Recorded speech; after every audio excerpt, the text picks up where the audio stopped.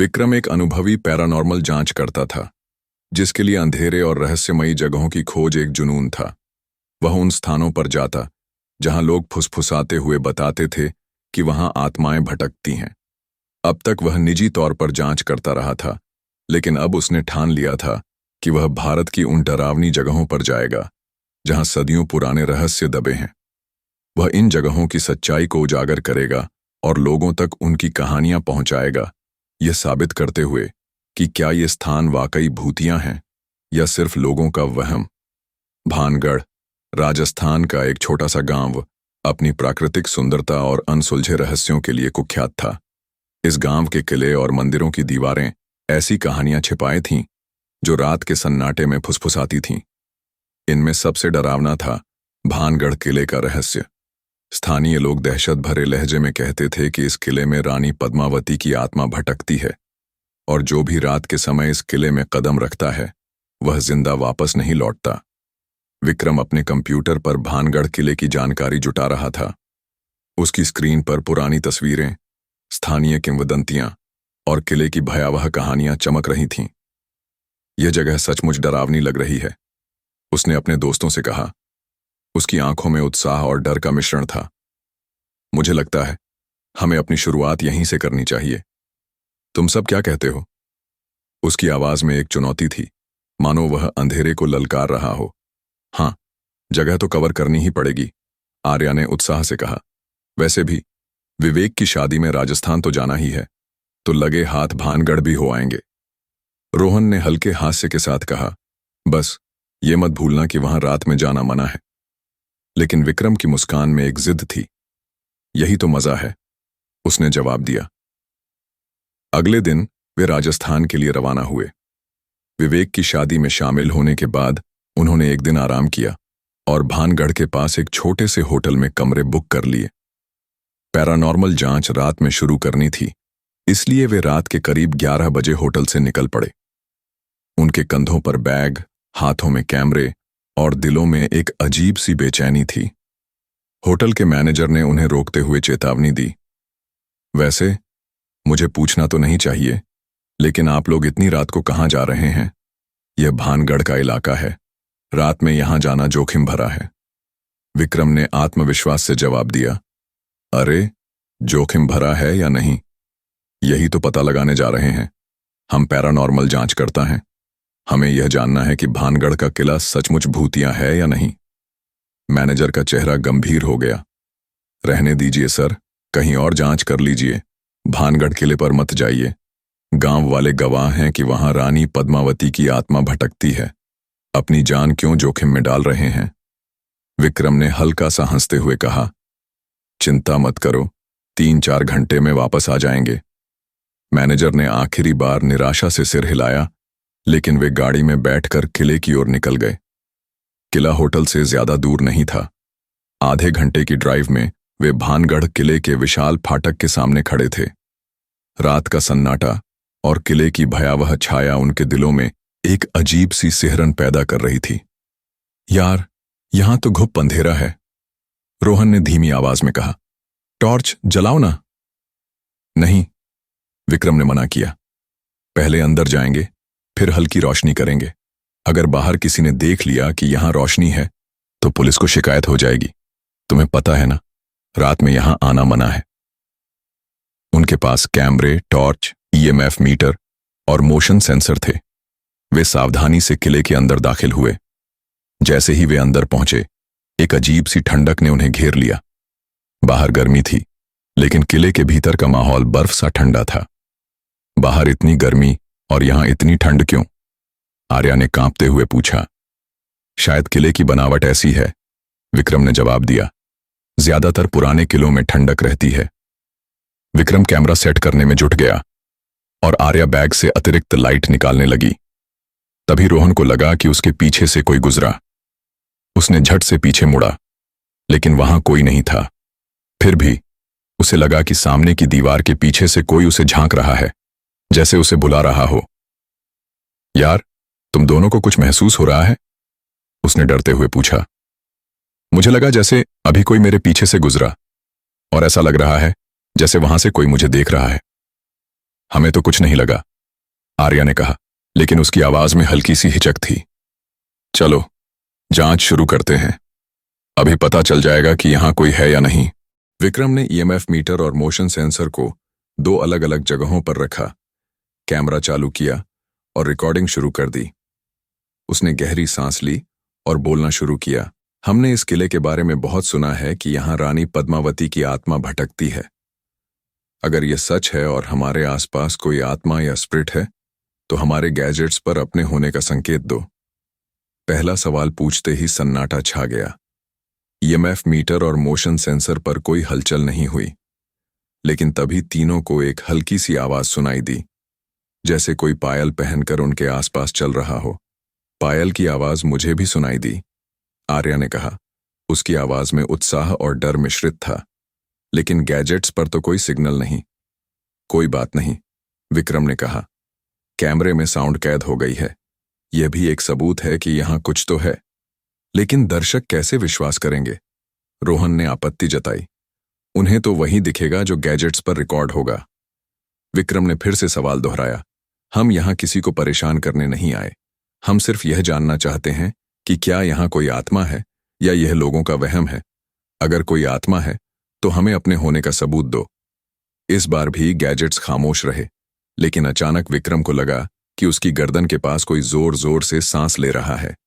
उसका दिल धड़कने लगा। उसे लगा शायद आर्या है, तो उसने कहा, अरे आर्या, क्या कर रही हो? जरा दूर हो जाओ। क्या? आर्या ने चौंक कर जवाब दिया। मैं तो तुम्हारे पास खड़ी ही नहीं, मैं कैमरा चेक कर रही हूं। विक्रम की सांसें तेज हो गईं। सांसों की गर्माहट अब और तेज हो रही थी, जैसे कोई उसके ठीक पीछे खड़ा हो। उसने हिम्मत जुटाकर धीरे से पीछे मुड़ा।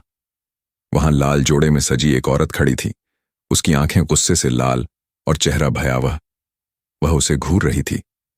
अरे विक्रम, क्या कर रहे हो? कैमरे में देखो। आर्या की आवाज सुनते ही वह औरत पलक झपकते गायब हो गई।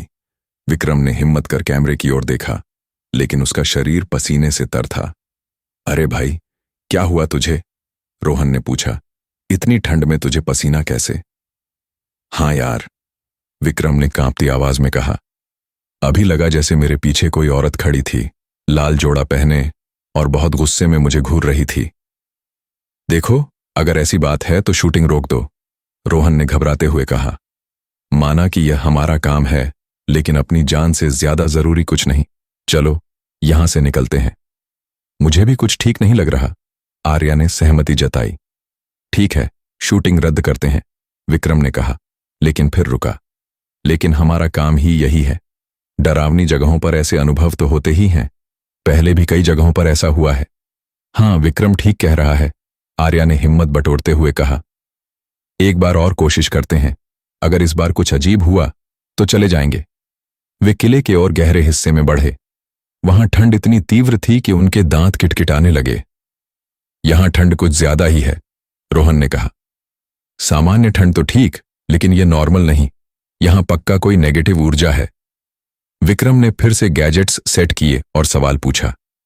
इस बार जैसे ही उसने सवाल खत्म किया, मोशन सेंसर की लाइट जल बुझने लगी। हां, हमें जो चाहिए था मिल गया, विक्रम ने उत्साह से कहा। यह वीडियो अपलोड होगी तो दर्शक बरसेंगे। उन्होंने शूटिंग के लिए बैटरी लाइट जलाई, लेकिन अचानक लाइटें झिलमिलाने लगीं। तभी दरवाजे के पीछे से रोहन को एक अजीब सी आवाज सुनाई दी, जैसे कोई फुसफुसा रहा हो। कमरे में अंधेरा इतना घना हो गया कि टॉर्च की रोशनी भी बेकार थी। रोहन ने फोन की टॉर्च ऑन की और दरवाजे की ओर बढ़ा, लेकिन जैसे ही वह पास पहुंचा, किसी ने उसका पैर पकड़ा और उसे घसीटते हुए अंधेरे में ले गया। उसकी चीखें गूंज उठीं। विक्रम, आर्या, बचाओ! उसकी आवाज में दहशत थी। विक्रम और आर्या डर से कांप उठे। यह रोहन की चीख थी, आर्या ने कहा। लेकिन वह कहां है? मेरा फोन डेड हो गया, विक्रम ने निराशा से कहा। रुको, मेरे बैग में अतिरिक्त टॉर्च है। आर्या ने जल्दी से बैग खोला। जैसे ही टॉर्च जली, आर्या को लगा कि उसके सामने वही लाल जोड़े वाली औरत खड़ी है, लेकिन पलक झपकते वह गायब हो गई। मुझे अभी वह औरत दिखी, आर्या ने कांपते हुए कहा। लाल जोड़ा, वही जो तुमने और रोहन ने देखी। यह जगह भूतिया है, विक्रम ने कहा। हमें संकेत मिल चुका है, लेकिन पहले रोहन को ढूंढना होगा। बचाओ, विक्रम, आर्या, प्लीज। रोहन की चीख फिर सुनाई दी। वे उसकी आवाज की दिशा में भागे, लेकिन अंधेरे में कुछ दिखाई नहीं दे रहा था। कहीं वह ऊपर तो नहीं गया? आर्या ने सुझाव दिया। नीचे तो कहीं नहीं दिख रहा। हाँ, हो सकता है, विक्रम ने कहा। वे जल्दी से छत की ओर दौड़े। वहां रोहन खड़ा था, उसका चेहरा किले के बाहर की ओर। चांद की रोशनी में उसकी सूरत बदली बदली थी। जैसे ही विक्रम ने उसे पुकारा, वह मुड़ा और दोनों के होश उड़ गए। रोहन अब रोहन नहीं था, वह लाल जोड़े वाली औरत बन चुका था, रानी पद्मावती की आत्मा। उसकी आंखें गुस्से से चमक रही थीं और चेहरा वैसा ही था जैसा चित्रों में दिखाया जाता है। लोग सच कहते हैं, आर्या ने दहशत में कहा। यहां रानी पद्मावती की आत्मा है, यह हमारे सामने है, हमें भागना होगा। वे भागने को मुड़े, लेकिन रानी की आत्मा उनके सामने आ खड़ी हुई। उसकी उपस्थिति इतनी भयावह थी कि दोनों डर से बेहोश होकर गिर पड़े। अगली सुबह जब गांव वाले किले के पास से गुजरे तो तीनों युवक किले के बाहर बेहोश पड़े थे। उन्हें अस्पताल ले जाया गया। होश आने पर पिछली रात का खौफनाक मंजर उनके मन में ताजा था। वे समझ नहीं पा रहे थे कि उनकी जान कैसे बची। उस रात के बाद उन्होंने पैरानॉर्मल जांच को हमेशा के लिए छोड़ दिया। भानगढ़ किले का वह खौफ उनके दिलों में एक गहरी छाप छोड़ गया।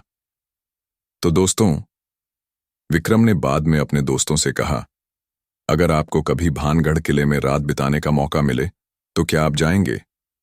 मालपुर गांव अपने घने जंगलों और पुरानी हवेलियों के लिए जाना जाता था। वहां की हवाएं रहस्यों से भरी थीं, जिन्हें महसूस करना मुश्किल था, लेकिन अनदेखा करना असंभव। गांव वाले अपनी परंपराओं और रीति रिवाजों के साथ जीते थे, लेकिन रात का सन्नाटा उनके दिलों में एक अज्ञात डर बुनता था। जब लोग अपने घरों में सोते, हवाओं में एक सरसराहट सुनाई देती।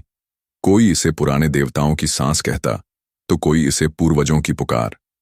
लेकिन सबसे डरावना था गांव के किनारे खड़ा वह पुराना महल।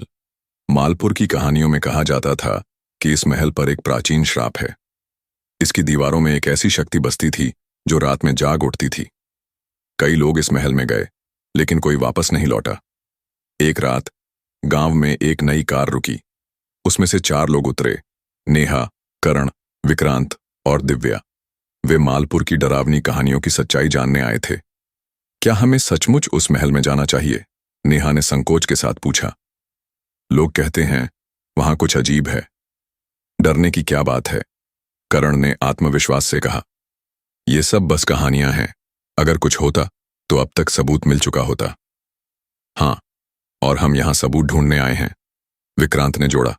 रात अभी जवान है, चलो, लेकिन सावधानी बरतनी होगी, दिव्या ने चेतावनी दी। यहां कुछ तो गलत है। वे महल की ओर बढ़े। जैसे जैसे वे करीब पहुंचे, हवा और ठंडी होती गई, मानो कोई अदृश्य शक्ति उन्हें चेतावनी दे रही हो। महल के दरवाजे भारी और जंग लगे थे, लेकिन एक दरवाजा हल्का सा खुला था। चारों ने एक दूसरे को देखा और अंदर कदम रखा। अंदर की दीवारें पुरानी और टूटी फूटी थीं। धूल की मोटी परत और मकड़ी के जाले हर जगह बिखरे थे। यहां तो सचमुच भूतों का बसेरा लगता है, नेहा ने कांपते हुए कहा। बस पुरानी इमारत है, करण ने हल्के हास्य के साथ जवाब दिया। चलो थोड़ा और देखते हैं। विक्रांत और दिव्या थोड़े पीछे रह गए, लेकिन नेहा और करण आगे बढ़ते रहे। एक बड़े हॉल में पहुंचते ही उनकी नजर एक पुरानी कुर्सी पर पड़ी, जिस पर एक बूढ़ी औरत बैठी थी।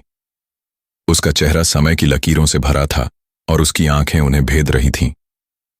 क्यों आए हो यहां? उसने गहरी आवाज में पूछा। ये जगह तुम्हारे लिए नहीं है। हम बस कुछ देखने आए थे, नेहा ने हिम्मत जुटाकर कहा। थोड़ी देर के लिए। ये जगह देखने की नहीं, समझने की है, बूढ़ी औरत ने कहा। तुम जिस श्राप की बात सुनते आए हो वह सच है। इस महल की हर दीवार में आत्माएं बसी हैं जो कभी नहीं मरती। हमें डराने की कोशिश मत करो, करण ने तल्खी से कहा। हम अंधविश्वासों पर विश्वास नहीं करते। बूढ़ी औरत की आंखें सिकुड़ गईं। तुम्हारा यही विश्वास तुम्हारी मौत का कारण बनेगा। उसकी बातों के बाद एक भारी सन्नाटा छा गया। चारों को लगा जैसे दीवारें धीरे धीरे उनके आसपास सिकुड़ रही हैं। हमें यहां से निकलना चाहिए, दिव्या ने घबराते हुए कहा। मुझे कुछ ठीक नहीं लग रहा। नहीं, करण ने जिद की। हमें जानना होगा कि इस महल का रहस्य क्या है। वे महल के और गहरे हिस्सों में बढ़े। हर कमरे से अजीब सी आवाजें आ रही थीं, जैसे कोई उनके पीछे चल रहा हो। दीवारों पर अस्पष्ट आकृतियां उभरने लगीं और हर कदम के साथ माहौल और डरावना होता गया। एक कमरे में उन्हें एक पुरानी किताब मिली।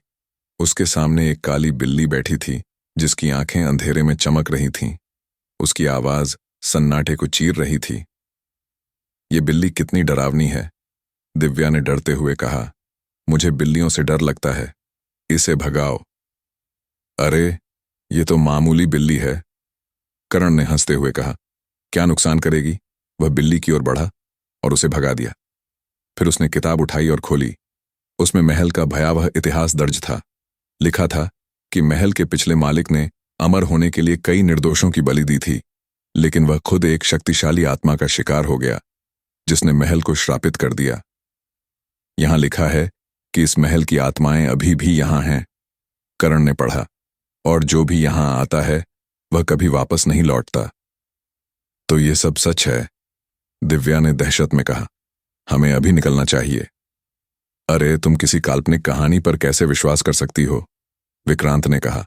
बाहर चलो, हम किसी और दिन इस रहस्य को खोज लेंगे।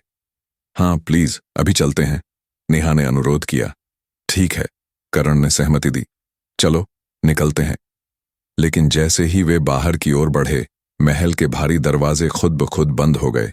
चारों ने महसूस किया कि वे फंस चुके हैं। ये क्या हो रहा है? नेहा ने चीख कर कहा। दरवाजे अपने आप कैसे बंद हो रहे हैं?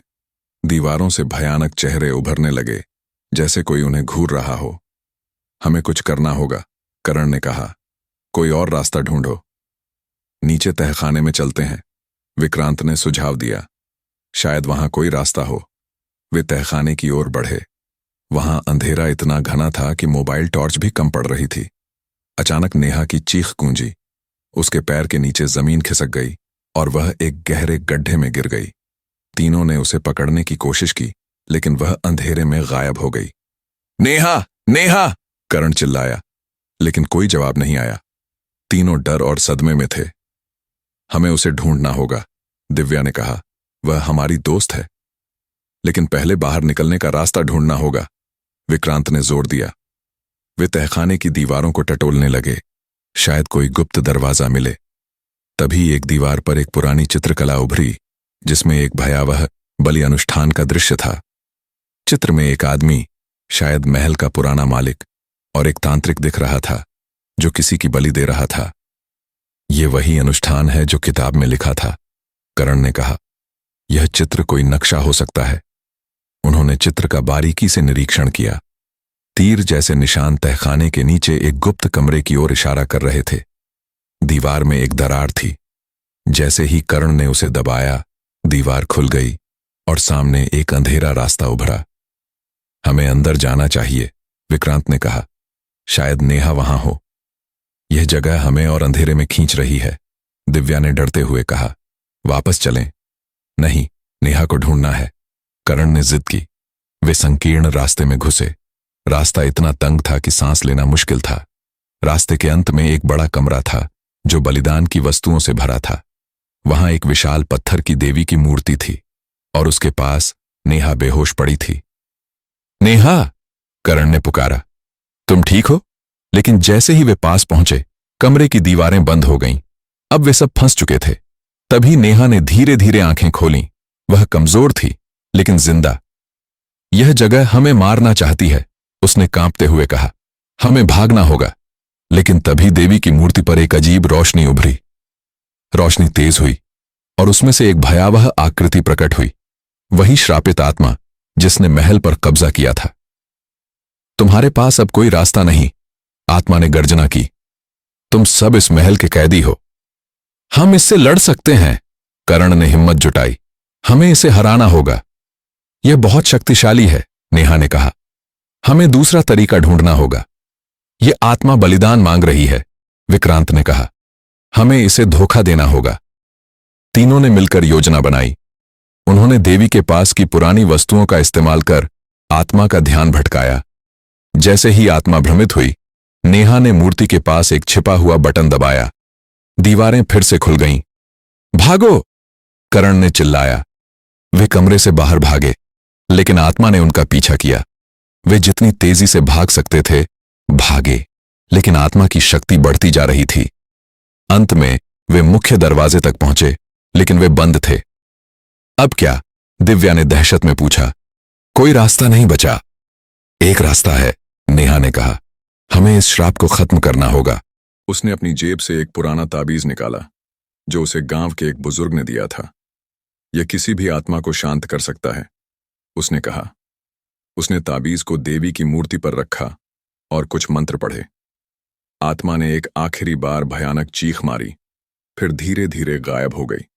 उसी पल महल के दरवाजे खुल गए। चारों बाहर की ओर भागे। जैसे ही वे बाहर पहुंचे, पीछे से एक जोरदार धमाका हुआ। महल ढह गया और उसके साथ वह श्रापित आत्मा हमेशा के लिए शांत हो गई। हम जिंदा हैं, नेहा ने हाँफते हुए कहा। हमने क्या सीखा? करण ने गहरी सांस लेते हुए कहा।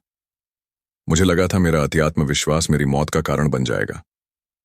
हाँ, विक्रांत ने कहा, लेकिन यह अनुभव हमें हमेशा याद रहेगा। मालपुर का श्राप खत्म हो गया। चारों ने एक दूसरे को गले लगाया। उस रात ने उन्हें सिखाया कि डरावनी कहानियों में कभी कभी सच्चाई छिपी होती है। जब तक हम उनके पीछे के राज न जान लें, उन्हें मजाक समझना जानलेवा हो सकता है।